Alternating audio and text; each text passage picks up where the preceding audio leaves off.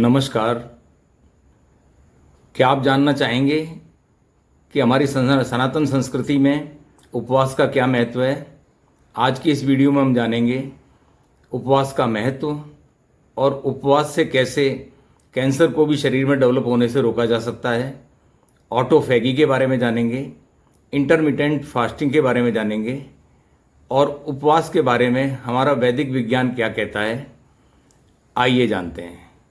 Rakesh Gaur talks में आपका स्वागत है।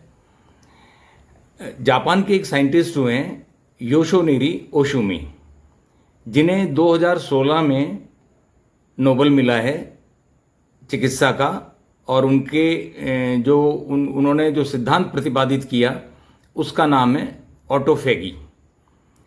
ऑटोफैगी का शाब्दिक अर्थ है खुद को खा लेना।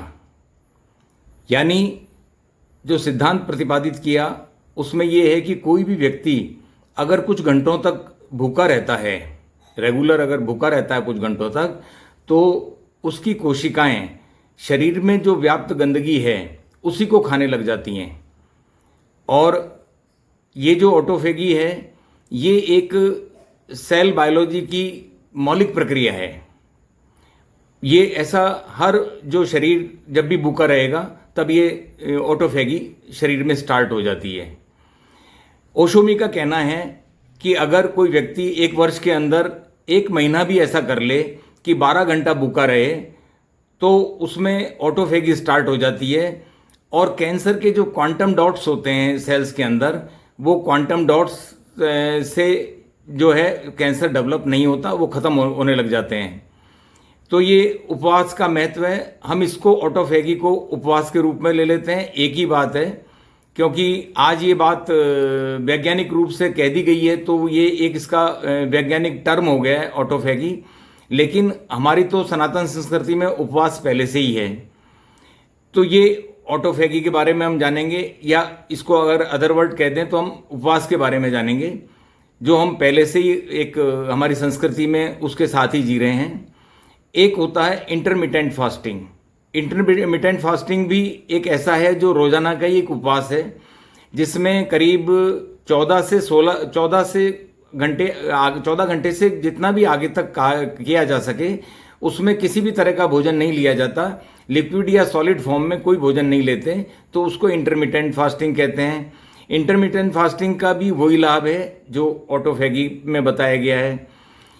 तो ये जो उपवास है, ये उपवास तो हमारी ऋषि परंपरा में रहा है। हम परंपरागत रूप से कोई ना कोई हर परिवार में सभी त्योहारों पे वगैरह उपवास होते हैं। और विशेषकर जो उपवास होते हैं वो हमारे जब ऋतुओं के परिवर्तन होते हैं उसमें बड़े उपवास होते हैं। जैसे ऋतु परिवर्तन पर चैत्र नवरात्रा है, शारदीय नवरात्रा है, या महीने में 2 एकादशी हैं, ये मुख्य रूप से उपवास उसमें होते हैं। अब इसमें एक व्रत और उपवास, इसका थोड़ा सा अंतर एक देख लेना चाहिए। उपवास का मीनिंग है उप धन वास, ये एक संस्कृत का शब्द है। उप यानी समीप, और वास यानी बैठना। समीप बैठना, किसके समीप बैठना? परमात्मा के समीप बैठना, ये उपवास है।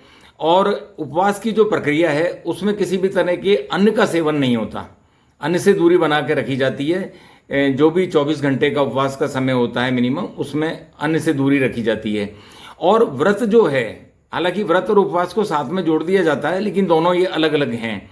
व्रत जो है वो किसी भी लक्ष्य के साथ किया जाता है, उसका कोई लक्ष्य होता है, कोई प्रतिज्ञा होती है कि मुझे कुछ ऐसा हो जाए, ये तो मैं ऐसा कर दूं, या मैं ऐसा करूं तो शायद मुझे कुछ ऐसा प्राप्ति के लिए कुछ जो है वो एक लक्ष्य निर्धारित किया जाता है। उसको किसी भी तरह से करे आदमी कि मैं एक टाइम भोजन छोड़ दूंगा या भोजन बिल्कुल नहीं करूंगा, इस तरह का कोई भी एक व्रत ले लेता है आदमी, तो वो व्रत होता है। और उपवास जो है वो अन्न से दूरी होती है और परमात्मा का सामीप्य जो उसमें होता है। उपवास से हमारे शरीर में लाभ क्या होते हैं? उपवास से हमारी आत्मोन्नति होती है, शरीर का शुद्धिकरण होता है। तो उपवास ये बहुत आवश्यक है, पाचन हमारा सुधरता है। और जो ऑटोफैगी के बारे में बताया गया, बिल्कुल वो का वो हमारे उपवास में होता है। आज क्या है कि जो वैज्ञानिक रूप से कह दिया जाए उस बात को सत्य मान लिया जाता है और हमारे सनातन संस्कृति में ये हजारों सालों से कहा गया है, वेद शास्त्रों में लिखा हुआ है। लेकिन उस समय जब ये लिखा गया तब धर्म के साथ में विज्ञान शामिल था, और आज धर्म के साथ में विज्ञान शामिल नहीं है। और जो उस धर्म को मान भी रहे हैं और उसके उस वैज्ञानिक पक्ष को उनकी जानकारी नहीं है, तो वो सिर्फ धर्म को फॉलो कर रहे हैं। और वैज्ञानिक उसका सूत्र अगर ध्यान हो कि ये क्यों अपनाया गया था, तो उसके अधिक लाभ लिए जा सकते हैं। और धर्म का हमेशा विज्ञान के साथ होना आवश्यक है, तभी धर्म टिकता है और बना रहता है, और इंसान उसी धर्म का पालन सदैव करता है। अब हम देखेंगे कि जो पश्चिम के देशों में या जिन देशों में भी विज्ञान की कोई परिभाषित किया गया हमारे किसी पुराने सिद्धांत को, और उनके ऊपर उनके शोध पत्र जारी हुए या उनको नोबेल वगैरह मिला, लेकिन हमारे यहाँ तो वो पहले से मौजूद हैं, और उनको अगर फॉलो नहीं किया, उनको अगर नहीं माना जा रहा है या उनका वैज्ञानिक पक्ष नहीं देखा जा रहा है, तो वो नोबेल उसके ले लेते हैं। लेकिन हमें हमारी संस्कृति के अनुरूप चलना है, और उसका विज्ञान भी क्या है उसके पीछे, उसको जानना आवश्यक है। अब हम जो ये ऑटोफेगी या उपवास है, इस उपवास के लाभ और देख लेते हैं कि जैसे उपवास जो करता है उसके शरीर की शुद्धि तो होती ही है, उसका पाचन बहुत मजबूत हो जाता है, और जितनी भी शरीर की जो गंदगी है, जो भी टॉक्सिन्स वगैरह हैं, वो शरीर से रिलीज हो जाते हैं। उपवास से किसी भी तरह का बुखार है, सिर दर्द है, जुकाम वगैरह है, ये भी दूर हो जाता है। जुकाम वगैरह है, ये भी दूर हो जाता है। किसी भी तरह से अगर उसका वजन बढ़ा हुआ है, वसा की मात्रा शरीर में अगर ज़्यादा है, तो उपवास से वसा जो है शरीर में जिसका भंडारण है, वो ऊर्जा में कन्वर्ट होने लगता है। और ये जो ऊर्जा में कन्वर्ट होता है, ये वसा जो है हमारे शरीर का 84% कार्बन डाइऑक्साइड बन के निकल जाता है, और 16% तरल हो जाता है, और इससे ऊर्जा बन जाती है जो शरीर के काम आ जाती है। या शरीर में किसी भी तरह का अगर इन्फ्लामेशन होता है, वो भी उपवास से दूर हो जाता है। तो उपवास की बहुत बड़ी महिमा है, और हमें इसकी आत्मोन्नति जो है हमारी उपवास से करनी चाहिए। और ज्यादा भी नहीं तो कम से कम, और किसी भी तरह नहीं तो 2 एकादशी, जिसमें अन्न को नहीं खाया जाता है, सिर्फ फल का ही प्रयोग किया जाता है। और उपवास जो नहीं करते, या जिनमें जो ये ऑटोफेगी नहीं होती है, जिनके शरीर में ये प्रक्रिया नहीं चलती है, वहां डायबिटीज का भी खतरा बहुत ज्यादा रहता है।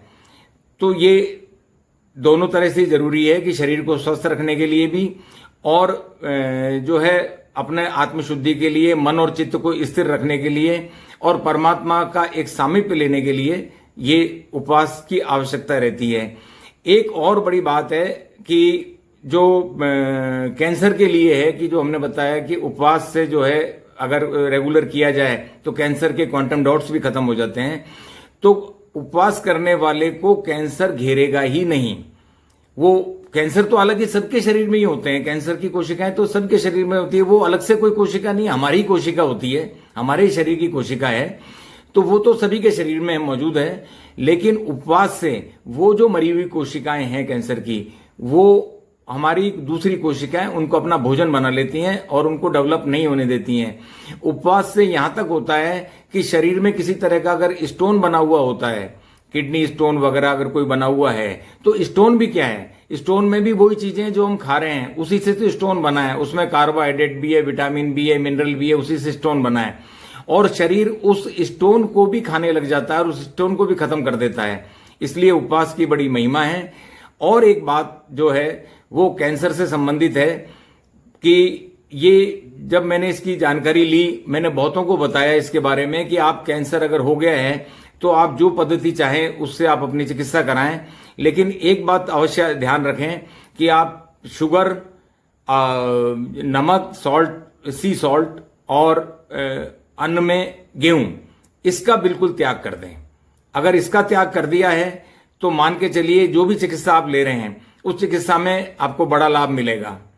और साथ में कुछ और पद्धति इसके साथ होती है, 4 से 7 दिन भूखे रह के कुछ पत्तियों के जूस वगैरह लेना, और उसके बाद में जो है फलाहार और सलाद के ऊपर अगर निर्भरता रखी जाए तो कैंसर के इलाज में बड़ी सुविधा मिलती है और पेशेंट बहुत जल्दी रिकवर करता है।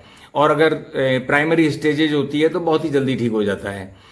तो आज हमने जाना उपवास का महत्व, और अब हम कोशिश करेंगे कि कम से कम एकादशी का उपवास अवश्य करें और अपने स्वास्थ्य लाभ लें। धन्यवाद। आप ये चैनल देखें, लाइक करें, शेयर करें और सब्सक्राइब अवश्य करें।